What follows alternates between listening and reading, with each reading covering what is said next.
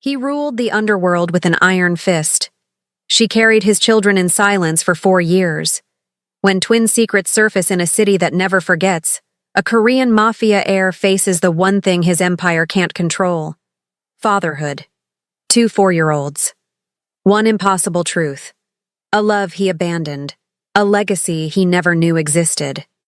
This is the story of the man who had everything, except the family he left behind. What happens when the most dangerous man in the city discovers his greatest weakness has his own eyes? Watch until the end, because some secrets don't just change lives. They end empires.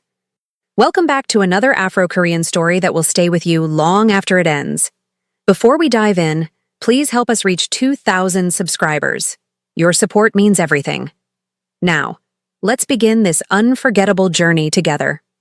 The rain fell like judgment over the city.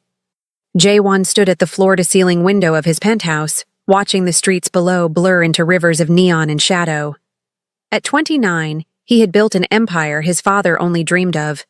Steel, silence, and fear woven so tightly that even the police whispered his name in hallways they thought were safe. He didn't need to pull triggers. His silence did the killing. 4 years ago, he had walked away from the only softness he'd ever known. Min Seo. Her name still tasted like regret on his tongue. She had been light in a world that worshipped darkness. African roots, American fire, eyes that saw through the monster he pretended to be. But the family had demanded a choice. Love or legacy? He chose wrong. His phone buzzed. A message from his underboss. Movement detected at the old safe house. Cameras caught something. Jae-won's jaw tightened. That safe house had been abandoned for years, a relic from when his father ran things with fists instead of fear. He typed back, "Send the footage." 30 seconds later, his world stopped breathing. On the grainy security feed, 2 small figures moved through the shadows. Children, no older than 4. A boy and a girl holding hands like the world outside didn't exist. Their faces were partially hidden, but something about the way the boy tilted his head, sharp, cautious, calculating even at that age, made Jae-won's blood turn cold. He knew that expression. He wore it every day. "Get the car," he said into the phone, his voice low and lethal. Now. The drive across the city felt longer than any negotiation, any standoff. His bodyguards flanked the vehicle in silence, trained never to ask questions. But Jae-won saw their eyes flicker to him in the rearview mirror. They'd never seen him like this. Unsteady. Human. The safe house loomed ahead, a forgotten building in a neighborhood where people knew better than to remember faces. Jae-won stepped out into the rain, his coat billowing like a shadow given form. His hand rested near his concealed weapon, but his heart was the thing that felt most dangerous. Inside, the air smelled of dust and time. And then he heard it. Laughter. Soft. Innocent. Impossible. He followed the sound to what used to be a storage room. The door was cracked open. Through the gap, he saw them. 2 children sat on the floor, surrounded by old blankets someone had carefully arranged into a nest. The girl had tight curls framing her face, deep brown skin glowing even in the dim light. The boy's features were sharper, his eyes already too aware for someone so young.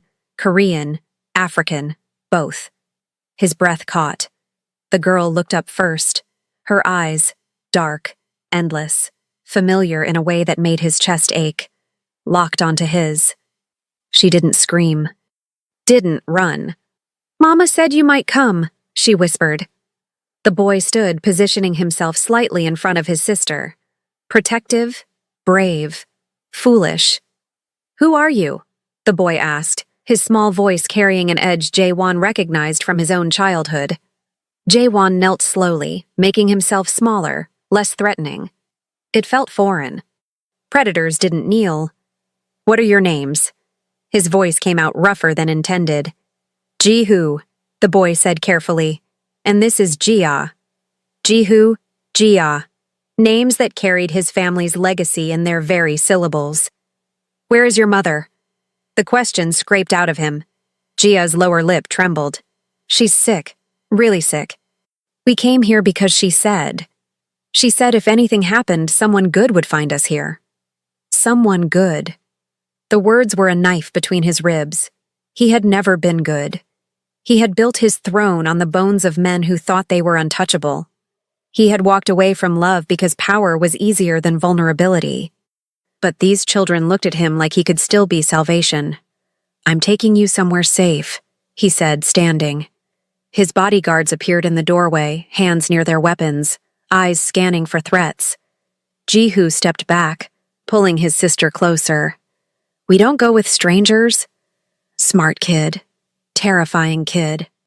"I'm not a stranger," Jaewon said quietly. And then, because the truth was a bullet he couldn't dodge anymore, "I'm your father." The words hung in the air like smoke from a gun that had already fired. Jia's eyes widened. Jihu's narrowed. "Mama said our father was a king," Jihu said slowly, studying Jaewon's face with an intensity that would have made grown men uncomfortable. "But kings don't abandon their families." The accusation was a child's honesty. It destroyed him more efficiently than any rival ever had. "You're right," Jaewon said, his voice barely above a whisper. "I wasn't a king. I was a coward." Jihu blinked. Adults didn't admit weakness, not in his limited experience. "But I'm here now," Jaewon continued, extending his hand, "and I'm going to fix this." "You can't fix everything," Jia said softly, her small hand slipping into his. Her touch was warm, trusting, undeserved. "I can try," he said. And for the first time in 4 years, Jaewon felt something more dangerous than fear. He felt hope. The penthouse had never held children before. Jaewon watched from the kitchen as Jihu explored the space with the caution of a soldier entering enemy territory. Every movement calculated, every glance assessing exits, threats, advantages. The boy was 4 years old and already thinking like someone who had learned too young that the world wasn't safe. Jia stayed closer to Jaewon, her small hand occasionally brushing his leg as if to confirm he was still real. She had her mother's warmth. Her trust was a weight heavier than any crown. "This is where you live?" Jihu asked, running his fingers along the marble countertop. "It's cold." "It serves its purpose," Jaewon replied. "Does it make you happy?" The question was so direct, so achingly innocent, that Jaewon forgot how to answer. Happiness wasn't a metric he measured. Power, control, fear. These were the currencies he understood. "I don't think about happiness," he said finally. Jihu looked at him with eyes too old for his face. "Mama said that's the saddest way to live." Minseo's voice in a child's mouth. It felt like haunting. Jaewon's phone buzzed. His underboss. "Situation developing. The Chen family is asking questions about your sudden disappearance. They sense weakness." Weakness. He glanced at the twins. Jia had found a spot by the window, pressing her forehead against the glass, watching the city lights blur through the rain. Jihu stood near the bookshelf, studying titles he couldn't yet read, but somehow understanding they represented power. These children were the greatest vulnerability he'd ever possessed, and the greatest strength he'd never known he needed. "Tell Chen I'm handling family business," Jaewon typed back. "They'll understand the importance of legacy." The word felt different now. Legacy wasn't just empire, it was the small hand that trusted his.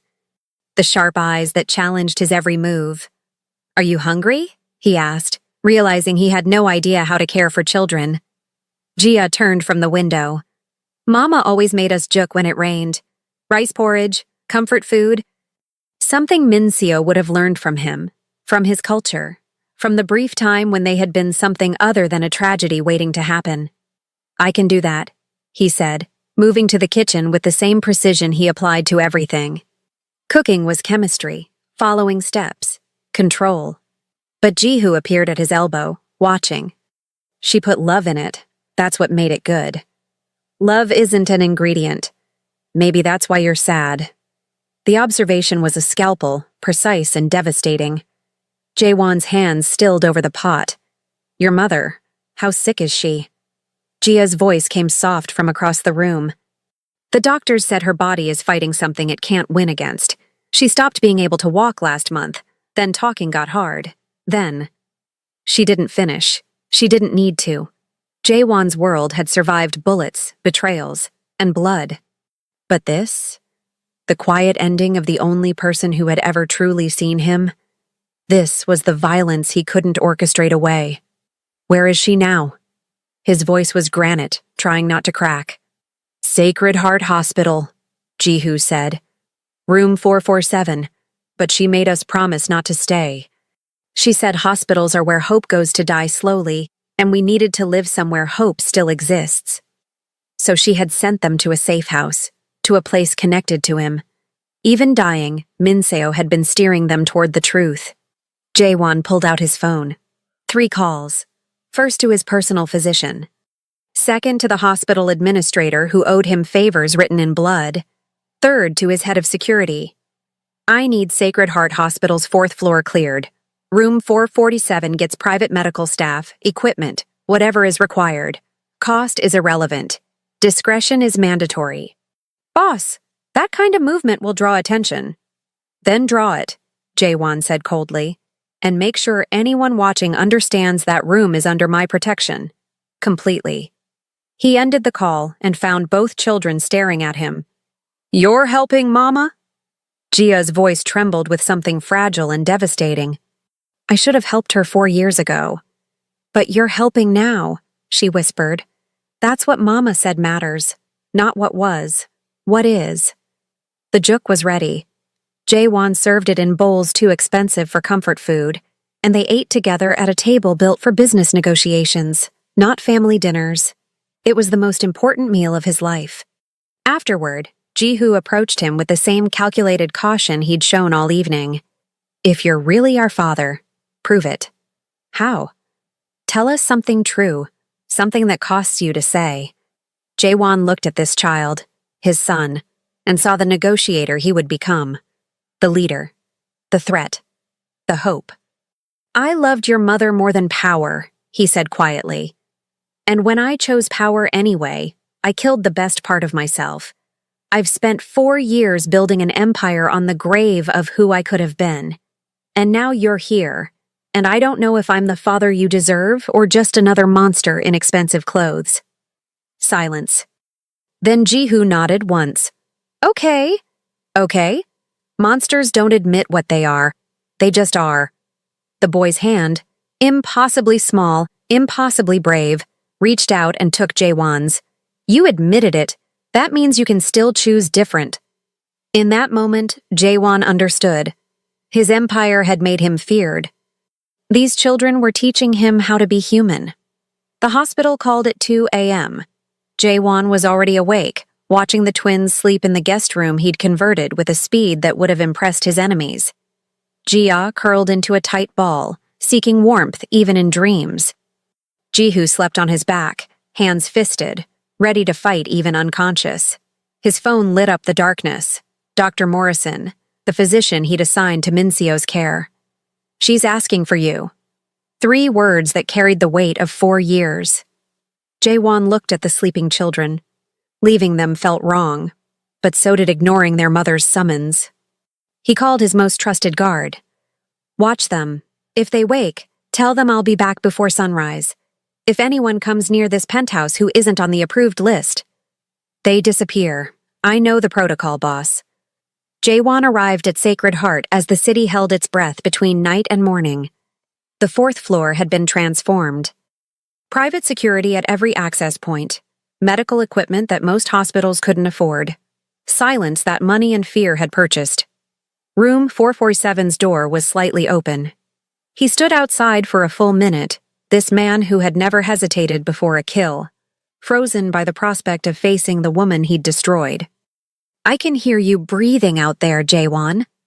Her voice, weaker than memory, but still carrying that undercurrent of strength that had first captivated him. He entered. Min-seo lay in a bed surrounded by machines that beeped soft measurements of a life winding down. She had always been beautiful. Deep brown skin, eyes that held entire universes, presence that commanded rooms without effort. Illness had stolen her body's strength but not her spirit's fire. You found them, she said. Not a question. You made sure I would. A faint smile. I always knew you were smarter than you pretended to be. Jaewon moved closer, each step feeling like walking through memory and regret. Why didn't you tell me? 4 years, Minseo. 4 years I could have... Could have what? Her eyes flashed with the old defiance. You chose your empire. You walked away. What was I supposed to do? Show up with babies and beg the crime lord to play house? Yes. The word came out raw. You would have resented me, she said softly. Resented them. The great Jaewon, chained to domesticity by obligation. I loved you too much to watch you hate the best parts of us. So you raised them alone, sick, struggling. I raised them with love. She coughed, and Jaewon reached for water without thinking. Old instincts.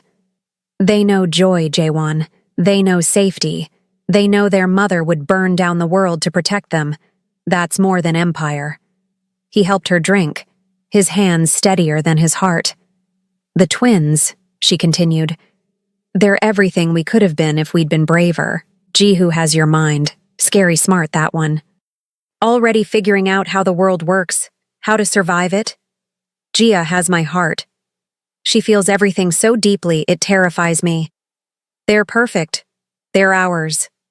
Minseo's hand found his, her grip weak but intentional. And now I'm dying, and you're all they have left. Don't. The word broke. Don't say that like it's inevitable. Everything is inevitable, baby. We just pretend otherwise. Her eyes glistened. I need you to promise me something. Anything. Don't make them choose between love and power. Don't do to them what the world did to us. She squeezed his hand with what little strength remained. Teach Jihu that being smart doesn't mean being cold.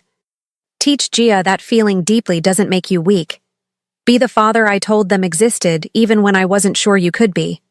Tears he'd forgotten how to cry burned behind his eyes. I don't know how to be what they need. Neither did I. Minseo smiled, and for a moment she was 23 again, laughing in his arms, believing love could conquer legacy. But I learned. You will too.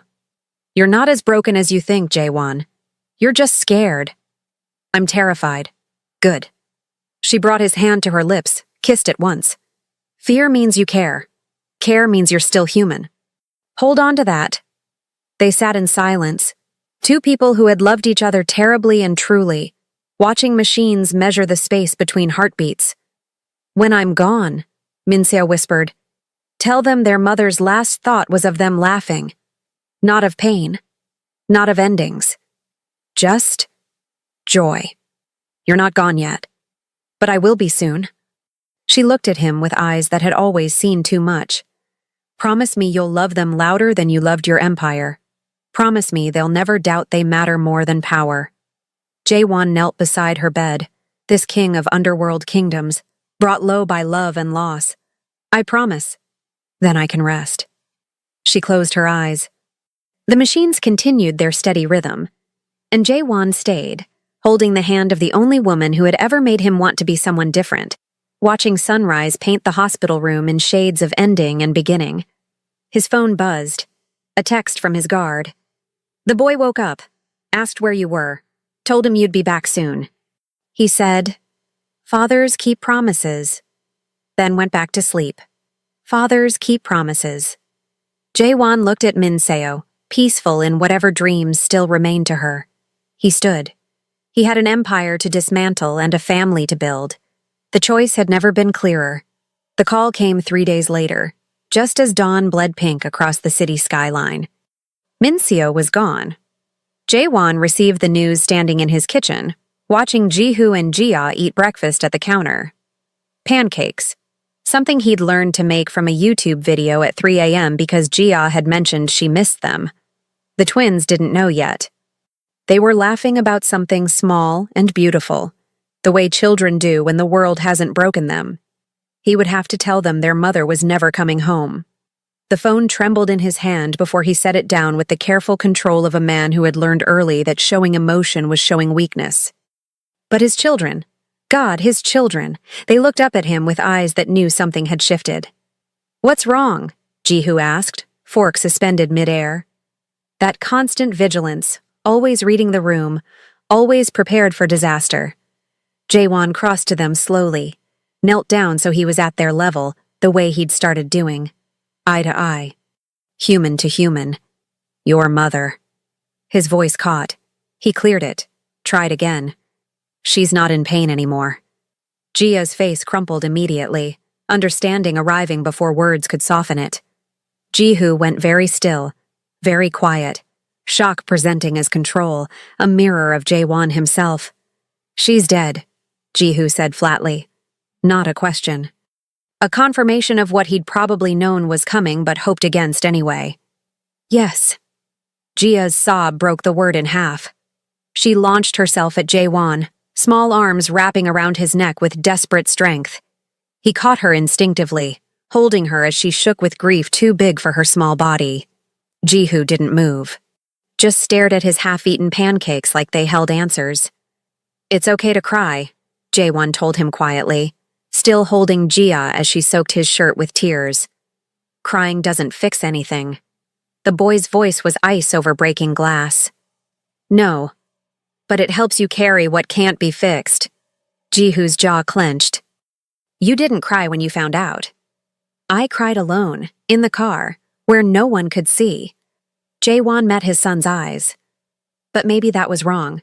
Maybe we should cry together. Something in Jihu's careful armor cracked. His lower lip quivered once before he buried his face in his hands, shoulders shaking with the kind of grief that has no sound, only motion. Jaewon gathered him close too, this boy who was trying so hard to be strong, and held both of his children as they mourned the mother who had loved them fiercely and alone. Outside, the city woke up to business as usual. Inside, a crime lord learned what it meant to be a father. The funeral was private, intimate. Everything Minseo had been, vibrant, warm, unforgettable, distilled into a ceremony that held more love than spectacle. Jaewon had wanted to give her something magnificent, a cathedral, an orchestra. The kind of send-off that announced importance to a city built on status. But Jihu had looked at him with those two knowing eyes and said, Mama didn't like loud things. She liked real things. So they kept it small. A garden chapel, flowers in shades of sunset, music that swayed like memory. People who had actually known Minseo, not just known of her connection to Jaewon's world. The twins sat on either side of him in the front row, dressed in black that made them look even smaller. Jia held his hand so tightly her knuckles went pale. Jihu stared straight ahead, refusing to blink, as if blinking meant accepting reality. The pastor spoke about love that transcended circumstance, about a woman who had raised children with grace under impossible conditions, about legacy measured not in power or wealth, but in the hearts shaped by gentle hands. Jaewon barely heard the words. He was too busy watching his children try to be brave. After the service, as people offered condolences that felt like static noise, Jaewon's underboss approached with the careful deference reserved for volcanoes that might erupt. Boss, we need to talk about the situation. Not now. The Chen family is making moves. They see this. He gestured vaguely at the funeral, at the twins, at the unprecedented display of Jaewon's humanity. As weakness. They're testing boundaries. 3 of our operations have been probed in the last 48 hours. Jaewon's eyes went cold. Let them probe. When they cross the line, we'll remind them why boundaries exist. And if they go after... The underboss's gaze flickered to the twins. Every atom in Jaewon's body went to ice. If anyone even thinks about touching my children, they won't disappear quietly.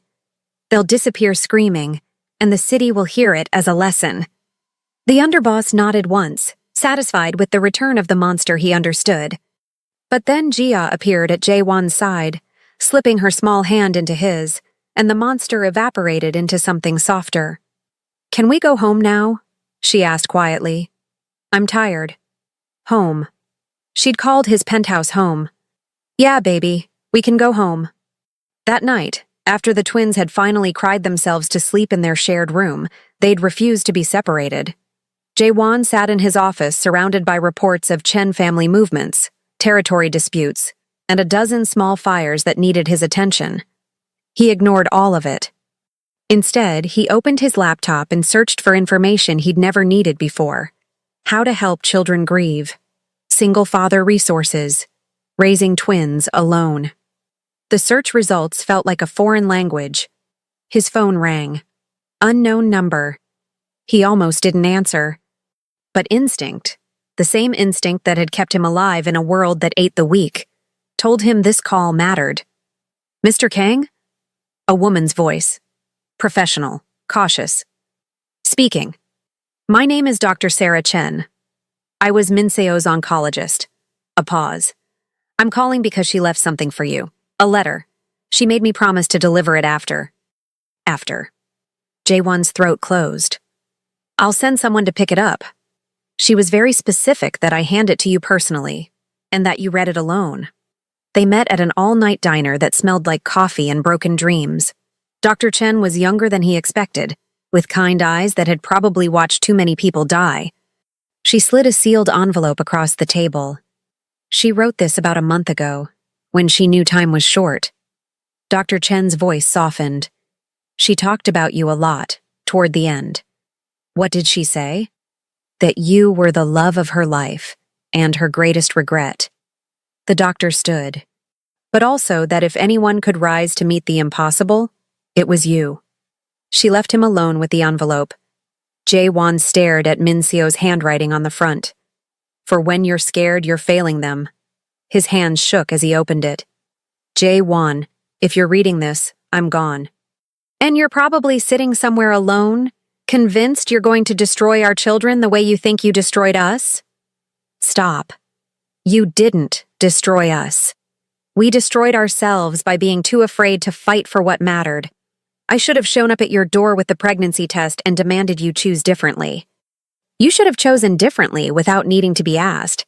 But we were young and stupid and scared. Our children don't have to pay for that. Here's what I need you to know.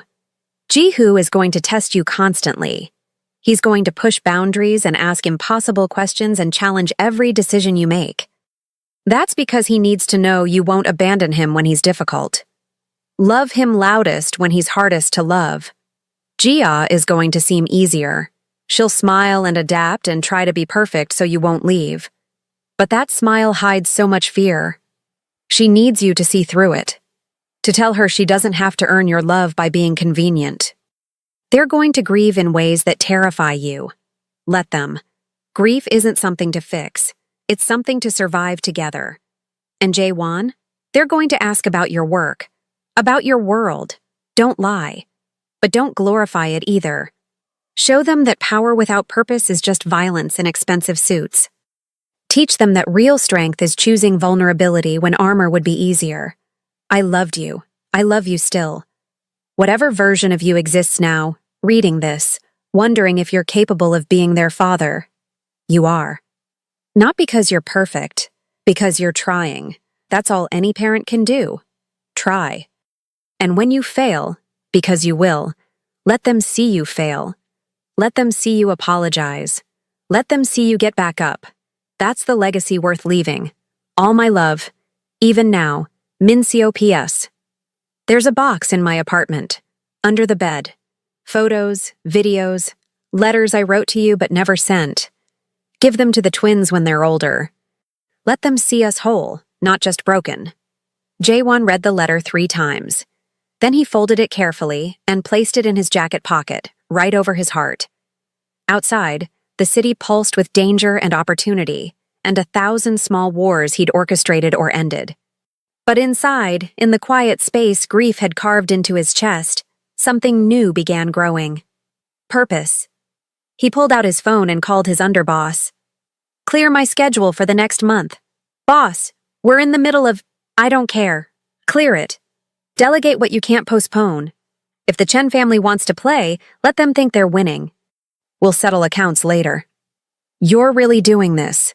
Stepping back. For them. Jae-won looked at Min Seo's letter. I'm not stepping back. I'm stepping up. He ended the call and drove home through empty streets, carrying a dead woman's wisdom and a living chance at redemption. When he arrived, Jihu was sitting in the dark living room, waiting. "Couldn't sleep?" Jaewon asked. "You weren't here. I wanted to make sure you came back." The admission cost the boy something. Jaewon saw it in the set of his shoulders, the tightness around his eyes. "I'll always come back," Jaewon said, sitting beside him on the couch. "Even when I have to leave, I'll always come back." "That's what Mama said too." Jihu's voice cracked, before she couldn't anymore. Jaewon pulled his son close. "Your mother didn't choose to leave you. Death chose for her. But me? I'm choosing to stay. Every single day, that's a promise. Promises break. Not this one." They sat together in the darkness, a father and son learning how to be family, while the city outside forgot them for one blessed night. Upstairs, Jia slept. And in his pocket, Minseo's letter waited to be read again and again whenever doubt crept in. Some empires were built on fear. This one would be built on love. The first month was survival. Jaewon learned to braid hair by watching YouTube tutorials at midnight, his large hands clumsy with Jia's tight curls until she patiently guided him through it. He learned that Jihu wouldn't eat anything green unless it was hidden in other food, a battle of wills that the 4-year-old won more often than not. He learned that bedtime meant stories, and stories meant voices, and voices meant becoming characters he'd never imagined himself playing. He learned that parenting was beautiful and terrifying and nothing like running an empire. No one feared you into compliance. No one disappeared when they disobeyed. You just loved them. Through tantrums and tears and moments so sweet they hurt. But the world Jaewon had built didn't stop spinning just because he'd found something more important than power. The Chen family's probing had evolved into something uglier. Territory seizures. Subtle at first, a warehouse here, a shipping route there. Testing his boundaries like predators circling wounded prey. His underboss handled most of it, but some decisions required Jaewon's direct involvement. Like tonight. He stood in his home office, video call connected to his inner circle, while 30 feet away the twins watched a movie in the living room. Their laughter drifted through the walls like a reminder of what was at stake. "They hit the port operation," his underboss reported, his face grim on the screen. "Took out 3 of our guys. Hospitalized. Not dead. But the message is clear. Chen thinks you're weak now." Let him think that. "Boss, with respect, perception is reality in our world. If you don't respond with strength..." "I didn't say we wouldn't respond." Jaewon's voice dropped into that register his people recognized as dangerous. "I said let him think I'm weak. Arrogant enemies make stupid mistakes." His head of security leaned into frame. "What's the play?" Chen wants territory? Give him some. The dockside warehouses in District 9. Silence on the call. Those warehouses were valuable. "You're surrendering ground?" his underboss asked carefully. "I'm baiting a trap." Jaewon pulled up a map on his tablet. District 9 is isolated, one access road, surrounded by properties we control. Let Chen take the warehouses. Let him move his operations in. Let him feel safe. Understanding dawned on his underboss's face. "And then we close the noose." "Exactly, but not yet. Let him commit resources. Let him get comfortable. We're playing a longer game now." "How much longer?" Jaewon glanced toward the living room where Jia's laugh bubbled up like music. "As long as it takes to do this right. I'm not rushing into wars that bring violence to my door. Not anymore." He ended the call and found Jihu standing in the office doorway. "How long have you been there?" Jaewon asked. "Long enough." The boy walked in with that careful composure he wore like armor. "You were talking about hurting people. No point in lying. Minseo's letter had been clear. Don't lie, but don't glorify it either." "I was talking about protecting what's mine," Jaewon said. "Sometimes that means making hard choices. Mama said you ran a bad business." "Your mother was right." Jihu climbed onto the chair across from Jaewon's desk, small but determined to be part of this conversation. "Then why do you still do it?" "Because walking away isn't simple. I have people who depend on me, families who need the money my operations provide." Enemies who would see my absence as an opportunity to take what's mine, including you and your sister. So you're trapped. The observation was too accurate for comfort. Maybe. Or maybe I just haven't figured out how to build something better yet.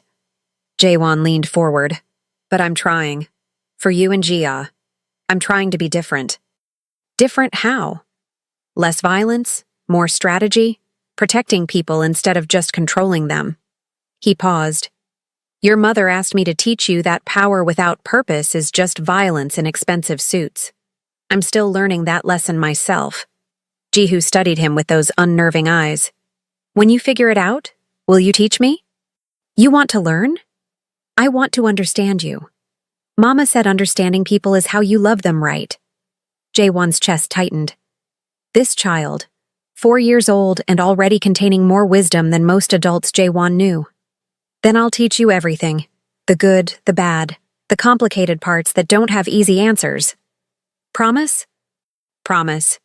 Ji-hoo nodded once, satisfied, and hopped down from the chair.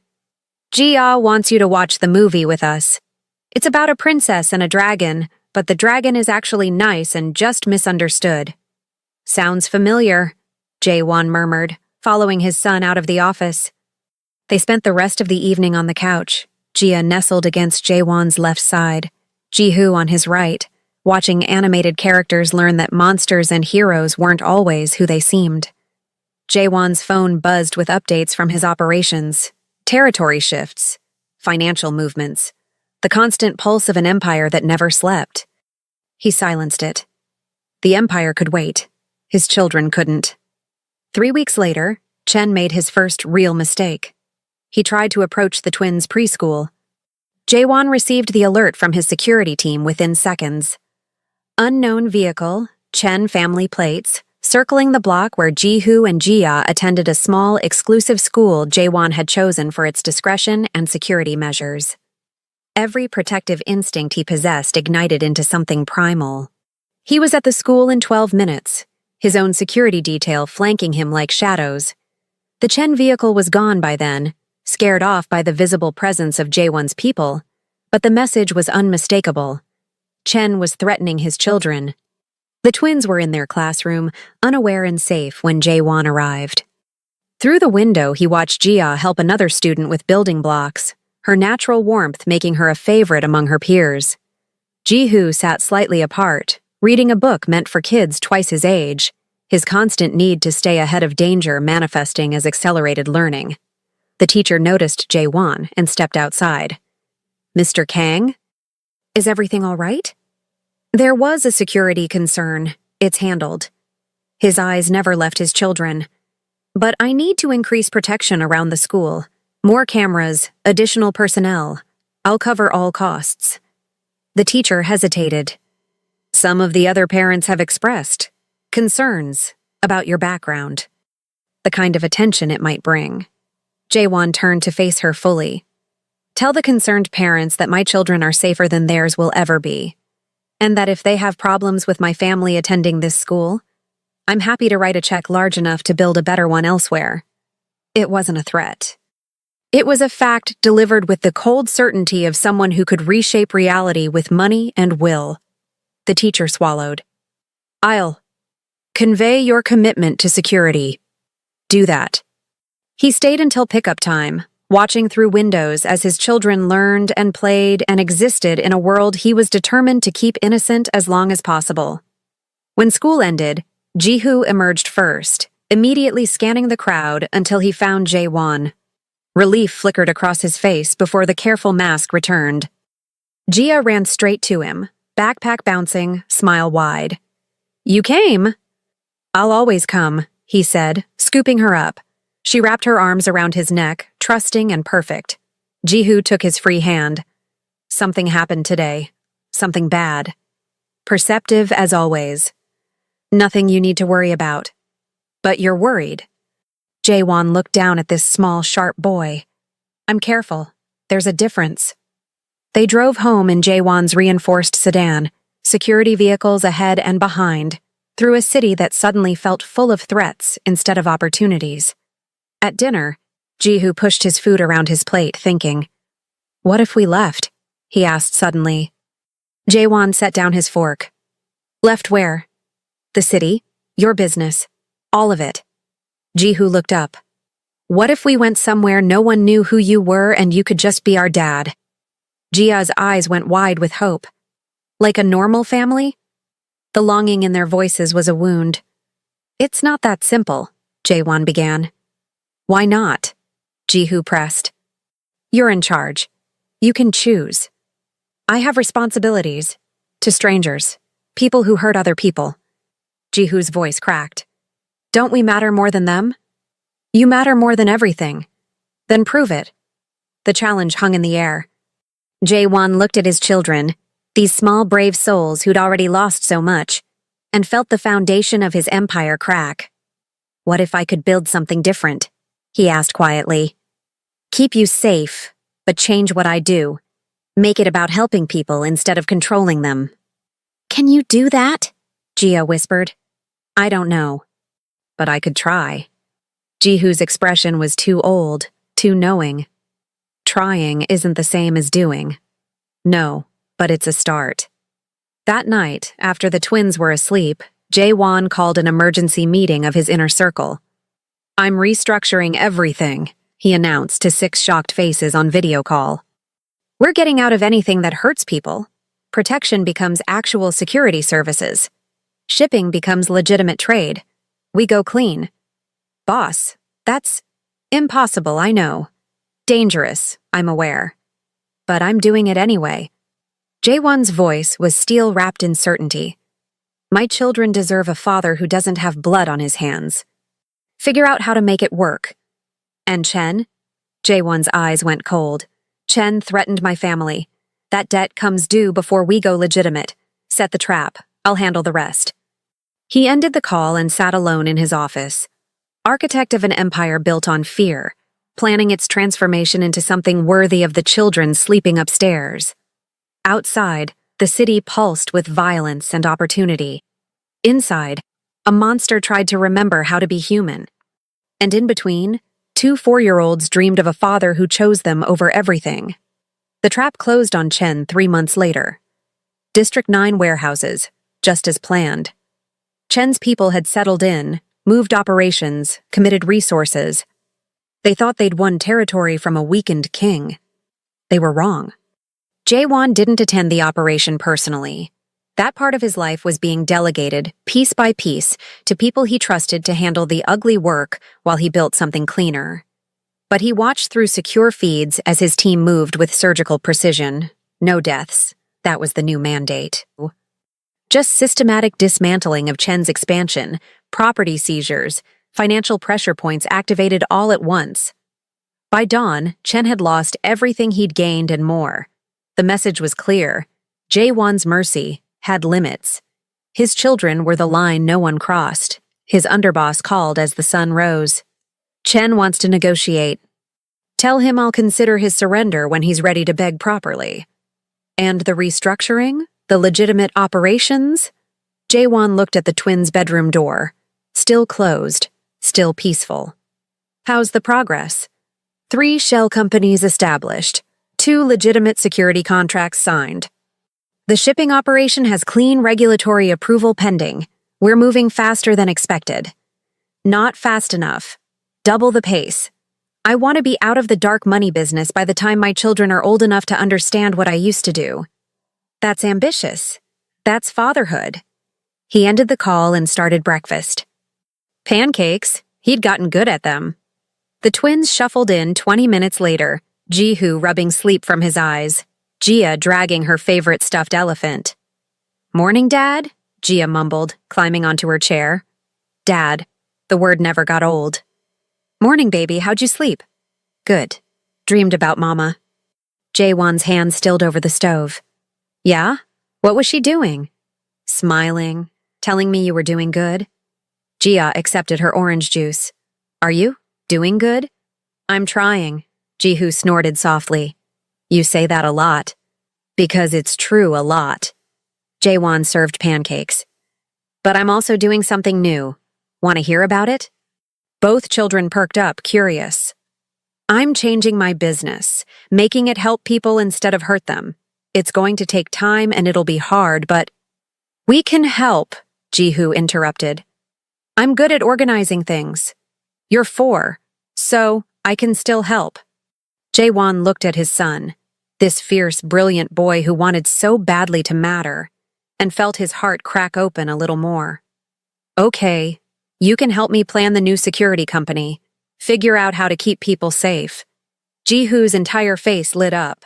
Purpose, belonging, a place in his father's world that didn't require him to become a monster. Jia bounced in her seat. What about me?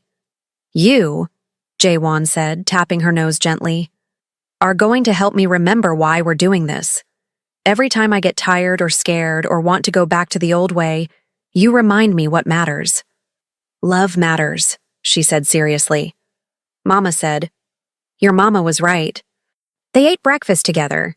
3 people who'd been strangers 6 months ago, now something closer to family. After school drop-off, Jaewon drove to a place he'd been avoiding, Min Seo's apartment.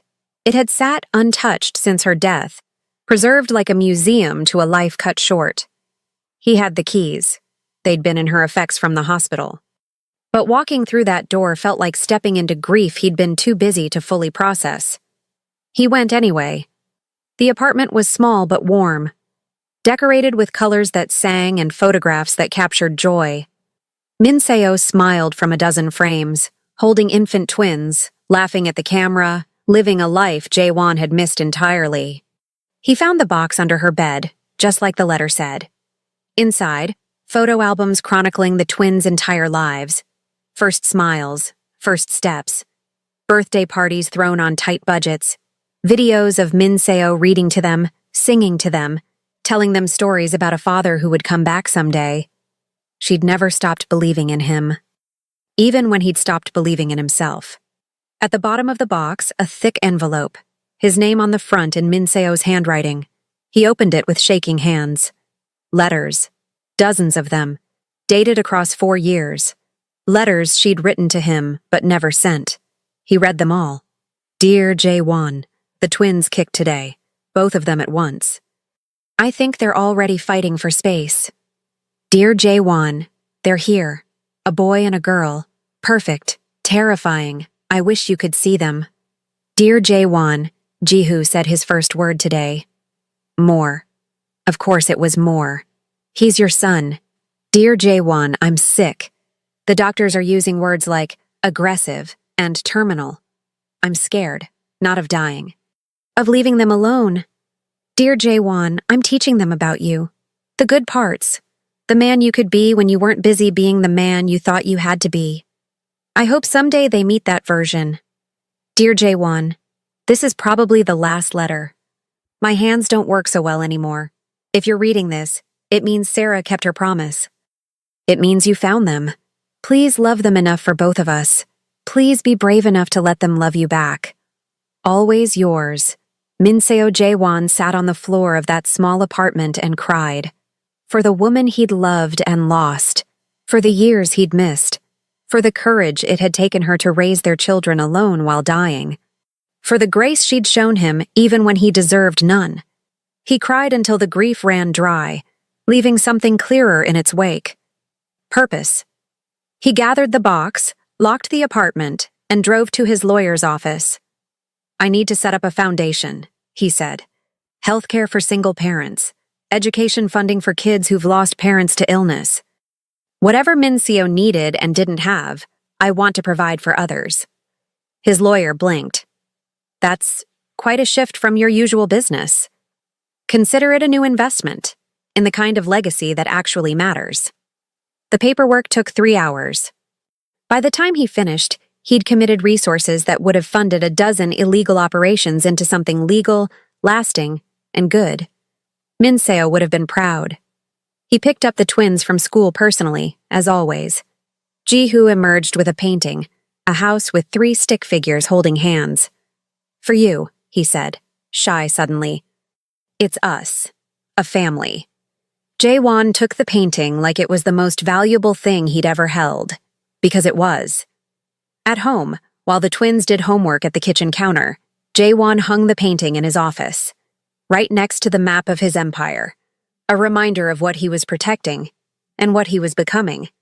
That evening, Gia climbed into his lap during their nightly reading time. "Dad? Yeah, baby? Are you happy now?" The question was simple. The answer was complicated.